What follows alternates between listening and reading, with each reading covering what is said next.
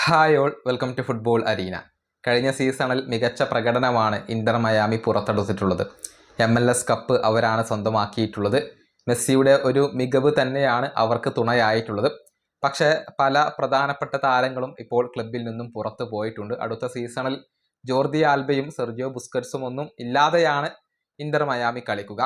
ഏതായാലും മെസ്സി വന്നതിന് ശേഷം മയാമിക്ക് വലിയ വളർച്ചയാണ് ഇപ്പോൾ ഉണ്ടായിട്ടുള്ളത്. അത്തരത്തിലുള്ള ഒരു കണക്ക് കൂടി പുറത്തേക്ക് വന്നിട്ടുണ്ട്. അതായത് കോൺകക്കാഫിന്റെ പുതിയ റാങ്കിങ് ഇപ്പോൾ പുറത്തേക്ക് വന്നിട്ടുണ്ട്. 2026 ഇൻഡെക്സ് റാങ്കിങ് ആണ് പുറത്ത് വന്നിട്ടുള്ളത്.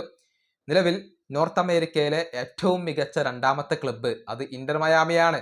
2ാം സ്ഥാനമാണ് മെസ്സിയുടെ ക്ലബ്ബ് സ്വന്തമാക്കിയിട്ടുള്ളത്. 1ാം സ്ഥാനത്ത് വരുന്നത് മെക്സിക്കൻ ക്ലബ്ബായ ഡിപ്പോർട്ടിവോ ടൊളൂക്ക എന്ന ക്ലബ്ബാണ്. 2ാം സ്ഥാനത്താണ് ഇന്റർ മയാമി വരുന്നത്.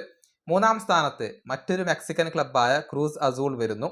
ഇനി 4ാം സ്ഥാനത്ത് മെക്സിക്കൻ ക്ലബ്ബായ ടൈഗ്രസ് വരുന്നു. പിന്നീട് കനേഡിയൻ ക്ലബ്ബായ വാങ്കോവർ വൈറ്റ് ക്യാപ്സ് ആണ് വരുന്നത്. 6ാം സ്ഥാനത്ത് മെക്സിക്കൻ ക്ലബ്ബായ ക്ലബ്ബ് അമേരിക്ക വരുന്നു. 7ാം സ്ഥാനത്ത് അമേരിക്കൻ ക്ലബ്ബായ ലോസ് ആഞ്ചലസ് FC. 8ാം സ്ഥാനത്ത് ലോസ് ആഞ്ചലസ് ഗാലക്സി. 9ാം സ്ഥാനത്ത് പോർട്ട്ലാൻഡ് ടിംബേഴ്സ്. 10ാം സ്ഥാനത്ത് CF മോണ്ടറി, അത് മെക്സിക്കൻ ക്ലബ്ബാണ്.